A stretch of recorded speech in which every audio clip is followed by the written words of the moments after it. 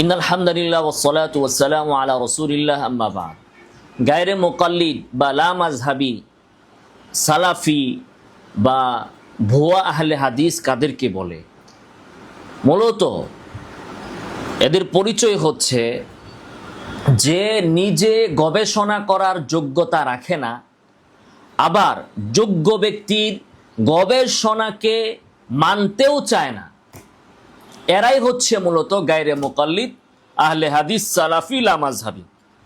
আমি আবারও বলছি, যারা যোগ্য ইমামদের গবেষণা মানে না, আবার নিজেও গবেষণা করতে পারে না, এই বকলম হাতুড়ে ডাক্তারদেরকে বলা হয় গায়রে মুকাল্লিদ।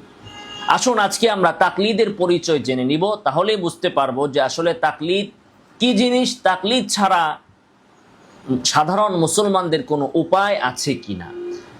তাকলিদ এর অর্থ কি?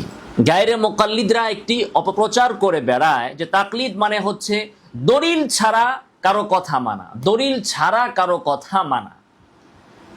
কিছুদিন আগে আপনারা দেখেছেন যে আমার কাছে, আমার এখানে দুইজন উগ্র সালাফি হাঙ্গামা করতে এসেছিল। তো সে বলতেছিল যে মুসাল্লামুস সুবাতে আছে, কিতাবের নামটাও দেখেন ভালো করে জানে না, বলে মুসাল্লামুস সুবাতে আছে, কি আছে? যে তাকলিদ মানে হচ্ছে দলিল ছাড়া কারো কথা মানা। হ্যাঁ, এই কথা আছে, কিন্তু এই কথা তো ওর মতো মগজওয়ালায় বুঝতে পারবে না। মুসাল্লাম হচ্ছে এই লাইনে যারা ব্যারিস্টার হয় তাদের কিতাব। এখন আপনি একজন আইনজীবী চেম্বারে যে তার কিতাবগুলোর কোনো একটা বাংলা টুকায়া আপনি কি সেটা পড়ে আইনজীবী হতে পারবেন? বা একজন বিজ্ঞানী বা ডাক্তারের কোনো একটা কিতাবের 2 লাইন বাংলা অনুবাদ শিখে আপনি কি ডাক্তার হতে পারবেন? তো কথা তো ঠিক আছে। যেমন ডাক্তার এক রোগীকে বলেছে যে তোমার, বলে যে আমি ব্যথা পাইছি, অনেক ব্যথা করতেছে। ডাক্তার বলছে যে জায়গাতে ব্যথা পাইছো ওই জায়গায় মলম দিয়া দিও। এই বোকাই জায়গা করছে কি, এই মলম নিয়া যে বট গাছের লগে ব্যথা পাইছিল ওই বট গাছে মলম লাগাইতেছে। বট গাছে মলম মাখছে, 2-3 দিন চলে গেছে, তার রোগ ভালো হয় না। এখন সে ডাক্তারের কাছে আয়েশা খুব গরম হয়ে গেছে, সালাফি তো গরম হয়ে বলতেছে যে ডাক্তার সাহেব আমি সহিহ হাদিসের উপর আমল করছি। কেমনে? আপনি যে কথা কইছেন আমি একদম হুবাহু অক্ষরে অক্ষরে একেবারে অক্ষরে অক্ষরে ওইটাই করছি। তো তাহলে কি হয়েছে? তারপরে তো আমার ব্যথা একটুও কমে নাই, আরো বেশি ফুলছে, আরো বাড়ছে। এই দেখেন ডাক্তারে দেখে তো সর্বনাশ, হাতটা ফুইলা শেষ, অথচ ওষুধ মলম বলে সে লাগাইছে। বলছে মলম কই? ডাক্তার খুঁজে দেখে যে মলমও পুরোটা শেষ। তাহলে মলম তুমি এটা কই লাগাইলি? আমি তো কোনো উন্নতি দেখতেছি না। মলম আপনি যেখানে লাগাইতে কইছেন ওইখানে লাগাইছি। কই লাগাইতে কইছি তোমারে? ব্যথার জায়গায়। তো কই ব্যথার জায়গায় তুই মলম লাগাই নাই? কয় আমি তো এইখানে লাগাই নাই। কই লাগাইছো? কই যে বট গাছে ব্যথা পাইছিলাম ওই বট গাছে খালি প্রত্যেকদিন যায় মলম মালিশ করছি। এই হচ্ছে মানে কথা যদি না বুঝে, কথা তো ঠিকই আছে, কিন্তু ডাক্তারে বলছে কি আর এই ব্যাক করলে বুঝছে কি। তো কিতাবাদিতে যেটা আছে দলিল ছাড়া মানা, এখানে আরবি ভাষায় যে মুজাব মাহজুফ থাকে, আরবি যে এটা একটা কেমন ভাষা, কত শাস্ত্রীয় এবং অলংকার যুক্ত ভাষা, এইটা তো এই ব্যাকরণটা বুঝবে না। তারপরে এটা যদি হয় আইনের বই পৃথিবীতে, ও যেটা বুঝছে যে দলিল ছাড়া মানে দলিল নাই, কোনো ইমামের কাছে কোনো আলেমের কাছে দলিল নাই, এরকম দলিলবিহীন ভিত্তিহীন কথা মানার নাম হচ্ছে তাকলিদ। হে যেটা বুঝছে, আমি আল্লাহর কসম খায়া 100 ভাগ নিশ্চিত হয়ে বলতে পারি পৃথিবীর কোনো আলেম, কোনো ছাত্র যারা প্রাতিষ্ঠানিক লেখাপড়া করেছে তারা কখনো এই ধরনের ভুল বুঝবে না। এখানে দলিল ছাড়ার অর্থটা কি? আর এটা দলিল ছাড়া, ইসলামের ভিতরে দলিল ছাড়া কোনো মাসালা আছে? কোন মুজতাহিদ, কোন ইমাম দলিল ছাড়া কোনো কথা বলেছেন? যদি কোনো ইমাম দলিল ছাড়া কোনো কথা বলেন তাহলে তিনি তো ইমামই না, তিনি তো মুজতাহিদ হওয়ারই যোগ্য না। প্রত্যেক ইমাম, প্রত্যেক মুজতাহিদ তিনি দলিলের ভিত্তিতেই কথা বলেছেন। হ্যাঁ, তার দলিলের প্রয়োগে সমস্যা হতে পারে, ভুল হতে পারে, তার ইজতিহাদে গলতি হতে পারে, ভুল হলেও আল্লাহ তাআলা তাকে এক নেকি দিবেন। তোমার সমস্যা কি? তুমি এত মুস্তাহিদের পিছে লাগছো কে? হেদায়া ওলায় কিতাব লিখছে, হেদায়ার লেখক যদি কিতাব লেখা যদি 1000 ভুলও করে থাকে কোনো সমস্যা নাই, 1000 ভুল করলে তিনি 1000 নেকি পাইছেন। তোমার সমস্যা কি? তোমার এত চুলকাই কেন? তুমি তো হেদায়ার এক লাইনও লিখতে পারবা না। তাহলে উম্মতের প্রতি, আলেমদের প্রতি, সালাফদের প্রতি এই যে বিদ্বেষ, এইটাই ওদের বাতিল হওয়ার বড় আলামত। তো এই গুমরাহরা বলে যে তাকলিদ মানে হচ্ছে দলিল ছাড়া আমল করা। ব্যাককলে তো আরবি ভাষা বুঝে না। দলিল ছাড়া মানে হচ্ছে কোনো ইমামের কাছ থেকে, কোনো আলেমের কাছ থেকে দলিল চাওয়া ছাড়াই তার ফতোয়া অনুযায়ী আমল করা, দলিল জানা ছাড়াই তার ফতোয়া অনুযায়ী আমল করা। কোনো ইমাম আলেম থেকে দলিল তাহকিক করা ছাড়া আমল করার নাম হচ্ছে তাকলিদ।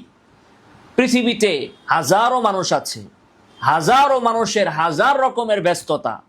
তো প্রত্যেকটা মানুষের প্রত্যেকটা মাসআলাতে তার দলিল কি, তার গবেষণা কি, হাদিস কি, এই সব কিছু জানা তার জন্য সম্ভব না। শরীয়তও তাকে বাধ্য করে নাই। শরীয়তের কোথাও বলে নাই যে তোমাকে দলিল সহ মাসালা মানতে হবে।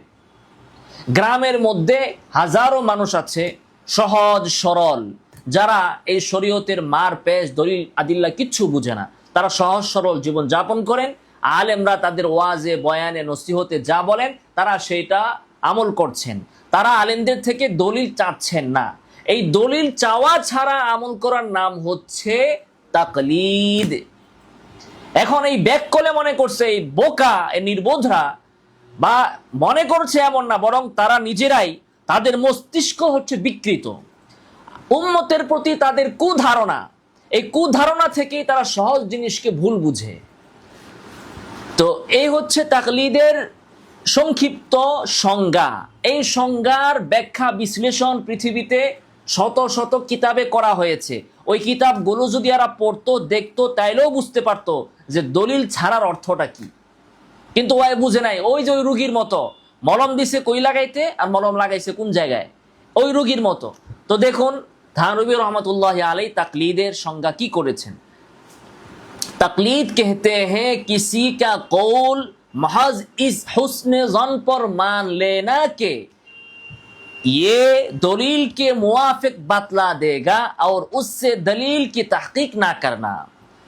যে তাকলিদ হচ্ছে কারো বক্তব্যকে শুধুমাত্র এই সুধারণা প্রসূত মেনে নেওয়া, এই সুধারণা প্রসূত গ্রহণ করা যে ইনি দলিলের আলোকেই সমাধান দিবেন, দলিলের আলোকেই, ये দলিল কে মুআফিক বাতলা দেগা, তিনি দলিলের আলোকে সমাধান দেন।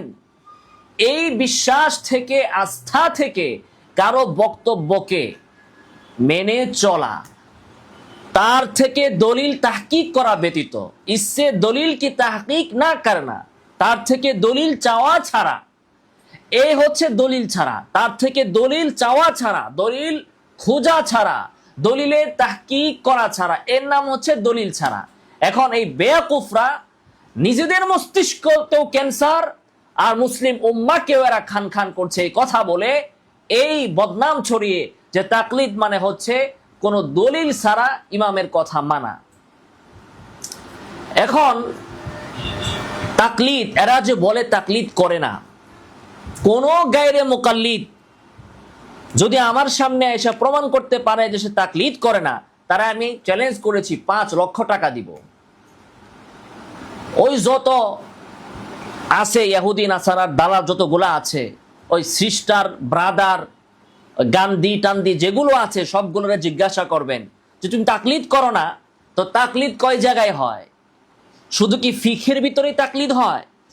যত তাকলিদের সংজ্ঞা আছে, কোথাও কি বলছে যে ফিকহের ভিতরে কোন ইমামের মতকে দলিল চাওয়া ছাড়া মানার নাম তাকলিদ? আর কোরআনের ক্ষেত্রে, হাদিসের ক্ষেত্রে কি ওখানে কি ভিন্ন? তাহলে তাকলিদ তো সব জায়গায় হয়। তুমি শুধু তাকলিদের বিরোধিতা কইরা ফিকহের ক্ষেত্রে শুধু তুমি ভাব ধরো যে তুমি তাকলিদ মানো না, এটা তোমার মিথ্যা খোলস। আর বাকি জায়গার তো তুমি নামও লও না, জিজ্ঞাসা করলে আসমান থেকে মাটিতে পড়ে। যেই বলে তাকলিদ করি না, ওদের জিজ্ঞাসা করেন মালিক ইয়াউমিদ্দিন না মালিক ইয়াউমিদ্দিন, তুই বল কোনটা সঠিক, তুই বল। বলবো মালিক ইয়াউমিদ্দিন, অত জানেও না যে এনে যার একটা রেওয়ায়াত আছে, দলিল কি আছে এখানে অত জানেও না। তো দলিল ছাড়া শূন্য শূন্য বাংলা বাজার থেকে একটা কোরআন শরীফের মুসাফ কিনে নিয়ে আসছে, ওখানে দেখছে মালিক ইয়াউমিদ্দিন লেখা, মক্তবে পড়ছে, ওইটাই মানতেছে। তো দলিল জিজ্ঞাসা করেছিস তুই কোনো সময় তোর হুজুরকে, তোর ইমামকে, যে এখানে দলিল কি, এটা মালিক ইয়াউমিদ্দিন আপনি কেন পড়তেছেন, মালিকি কেন পড়তেছেন না? কোনটা এখানে রাজে নাকি দুইটাই রাজে? কেমনে কি হইল, 19-20 কেমনে হইল? এই অঙ্ক তুই মিলাইছ? মিলাও নাই। না মিলাই তুমি একটা ইমামের কথাকে মেনে নিচ্ছ, তোমার একটা উস্তাদের কথাকে মানতেছ দলিল জানা ছাড়া। এর নামই তো তাকলিদ। তাকলিদ যেমনি ভাবে ফিখের ক্ষেত্রে হয়, তাকলিদ তেমনি ভাবে কেরাতের ক্ষেত্রেও হয়। মাত তবিঈ কয় আলিফ হবে, মাত মুত্তাসিল মুনফাসিল কয় আলিফ হবে, দলিল জিজ্ঞাসা করছো, আরেক আহাম্মকে বলে যে এগুলোর ভিতরে তো কোনো ইখতিলাফ নাই, এজন্য এগুলোর ক্ষেত্রে তাকলিদ হবে না। হয়তো আহাম্মকে জানেও না যে আমার এইখানে এই মাত মুত্তাসিল আর মুনফাসিল এর উপরে এই ধরনের এরকম মোটা, এটা না এরকম মোটা বই আছে, শুধুমাত্র একটা মাসালা 850 পৃষ্ঠার উপরে, যে মাত মুত্তাসিল মুনফাসিল কয় আলিফ লম্বা হবে। এখানে কয়টা মত আছে, কয়টা ইখতিলাফ আছে, এই বিষয়টা নিয়ে 850 পৃষ্ঠার উপরে একটা কিতাব খালি। হয়তো জানেও না যে এখানে ইখতিলাফ আছে, হয় শুধু আছে হাত কি নাবির উপরে বাঁধবো না নাবির নিচে বাঁধবো, আর নামাজের ভিতরে কি রফুল দিন করবো না করবো না, আর আমিন বলার সময় ওই কতটুকু উচ্চ আওয়াজে চিৎকার দিয়া লাভ দিয়ে উঠবো, ওই দান্দাতে আছে। শরীয়তের বাকি মাসলা সম্পর্কে তো ওই জাহেলের এই মূর্খিত্ব কোনো খবরও নাই। ওই জায়গায় তো ওই তাকলিদ কইরা বসে আছে, ইখতিলাফ আছে তো ওইটাই জানে না, ওইছে যে সে কি তাকলিদ করে না। আচ্ছা, তাকলিদ ফিখের ভিতরে হয়, দেখ তো আপনারা জানেনই, কেরাতের ক্ষেত্রেও হয়, ইলমে তাজভিদের ক্ষেত্রেও তাকলিদ হয়, তাকলিদ হাদিসের ক্ষেত্রেও হয়। আপনি জিজ্ঞেস করবেন, বলবো যে হাদিস এটা জয়ীফ, কে কইছে তোরা হাদিস জয়ীফ? আলবানী কইছে। তুই দেখছস দলিল তালাশ কইরা? তাহলে তুই কেমনে বুঝলি যে এটা হাদিস জয়ীফ? বলে যে আলবানী বলছে। তুমি তাহলে কি করলা? এখানে কি তুমি দলিল সহ মানছ? এটা কোন রাবির কারণে? ওই রাবিরে যিনি জয়ীফ বলছে, ওই রাবিকে উনি কেন জয়ীফ বললো? ইমাম বুখারী তাকে কেন জয়ীফ বলছে? তুমি দলিল জানো না, ইমাম বুখারী জানে। তো ইমাম বুখারী বলছে এই রাবি জয়ীফ, তুমি মাইনা নিছো মুখস্থের উপরে, তোমার গবেষণা আছে। তাহলে তাকলিদ মানেই তো হচ্ছে আরেকজনের গবেষণাকে দলিল ছাড়া মানা। ইমাম মুসলিম বলছে অমুক রাবি কাযযাব, তুমি মাইনা নিছো, তুমি দেখছো তার মিথ্যা কথা বলতে, তাহলে তুমি কেমনে বুঝলা সে কাযযাব? ইমাম বলছে, তার কথাকে তুমি মেনেছো, এরই নাম তাকলিদ। তো তাকলিদ তো রাবিদের ক্ষেত্রেও হয়। সেখানে কেন তোমার প্রশ্ন জাগে না যে না ইমাম বুখারী তারে কাযযাব কইছে, আমি মানবো না? তাহলে তুমি তার জীবনী তালাশ করতে হবে, পড়তে হবে, তারপরেও তোমার তাকলিদ করা ছাড়া উপায় নেই। এমনি ভাবে হাদিস শাস্ত্রের যত পরিভাষা আছে, তাফসীরের যত উসুল আছে, এই উসুলগুলো মানুষে বানাইছে, এরা আল্লাহ দেয় নাই, ফেরেশতারা দেয় নাই, ইমামরা বানিয়েছেন। হাদিসের উসুল ইমামরা বানিয়েছেন, এগুলোকে মেনে নেওয়াও তাকলিদ। অর্থ জেহেনেও নাই, মাথাতেও নাই যে এগুলো যে তাকলিদ হইতে পারে। হয়তো মনে করছে শুধু নাভির উপরে হাত আর নিচে হাত, তাকলিদ শুধু এই একটা মাসালার ভিতরেই। আর যে দুনিয়া যে কত তাকলিদ সে নিজের অজান্তে করে বেড়াচ্ছে, তার তো তার খবরও নেই।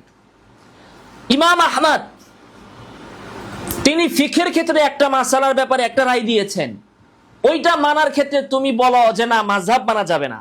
তো ইমাম আহমদই আবার এক রাবির ব্যাপারে, বর্ণনাকারীর ব্যাপারে বলছেন যে এ মিথ্যুক, এ কাযযাব, এ মাতরুক। ওই জায়গায় তুমি আবার তারে ঠিকই মানতেছো, বলো যে ওই রাবি কাযযাব। কেন ইমাম আহমদ বলছে? তো ইমাম আহমদের রাবির ক্ষেত্রে তার তাকলিদ যদি জায়েজ হয়, তাহলে মাসালার ক্ষেত্রে ইমাম আহমদের তাকলিদ কেন না জায়েজ হবে? ইমাম মালিকের কোন মাসালা, ইমাম মালিক রাহিমাহুল্লাহ তিনি একটা সিদ্ধান্ত দিয়েছেন, তুমি বলো যে না তাকলিদ করা যাবে না, হারাম, ইমাম মালিকের মাযহাব মানা যাবে না। তো ইমাম মালিকই আবার কোন রাবি সম্পর্কে কোনো মন্তব্য করলে ওইটা তাহলে তুমি কেমনে মানো? তাহলে হাদিস শাস্ত্রে পুরোটাই তো তুমি তাকলিদ করতেছো। ফিখের ক্ষেত্রে আইসা শুধু তোমার চুলকায়, ফিকের ক্ষেত্রে এসে শুধু তোমার শরীরে অ্যালার্জি উঠে যায়।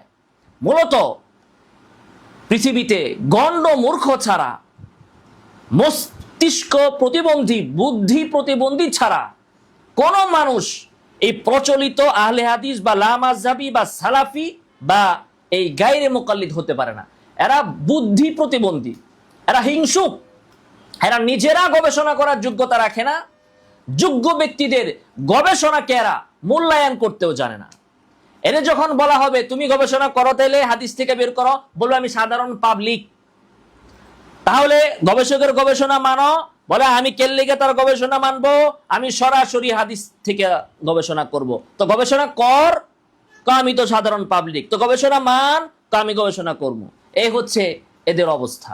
আল্লাহ তাআলা এই ফাত্তানদের থেকে মুসলিম উম্মাহকে হেফাজত করুন। আমিন ওয়া আখিরু দাওয়ানা আলহামদুলিল্লাহি রাব্বিল আলামিন।